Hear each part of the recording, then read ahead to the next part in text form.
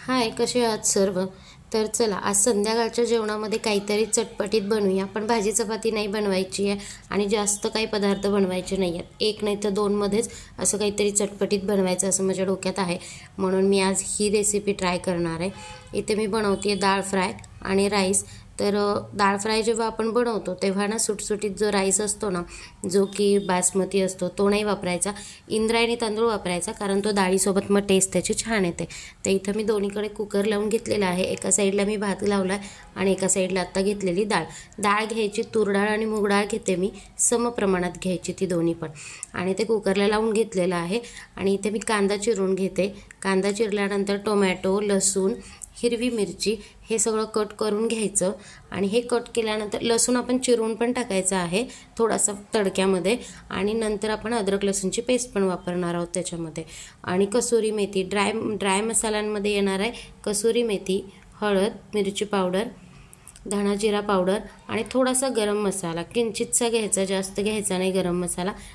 इथे मी मिरचीला असे कट मारून घेते. सुकी मिरची असेल तर तुम्ही लाल 2 सुकी मिरची टाकली तरी चालेल, पण हिरवी मिरची पण चव छान येते हिरव्या मिरचीने. तर इथं मी कढईमध्ये तेल गरम केलं होतं. जिरे, मोहरी, लसूण, कढीपत्ता आणि हिरवी मिरची टाकून थोडंसं फ्राय केलं. त्याच्यानंतर कांदा टाकला. कांदा जास्त ब्राऊन करायचा नाही आहे, गुलाबी रंगावर परतला की त्याच्यामध्ये लगेच ड्राय मसाले टाकून घ्यायचे. टमॅटो टाकायच्या अगोदर ड्राय मसाले टाकायचे, कारण तेलामध्ये ते छान फ्राय होतात आणि मग मिरची पावडरचा जो एक कच्चा वास येतो ना, तो येत नाही. त्याच्यामुळं केव्हाही आपण डाळ फ्राय करतो तेव्हा तेलामध्ये अगोदर कांद्याच्या नंतर आपण हे सगळे ड्राय मसाले फ्राय करून घ्यायचे आणि त्याच्यानंतर टोमॅटो टाकायचा.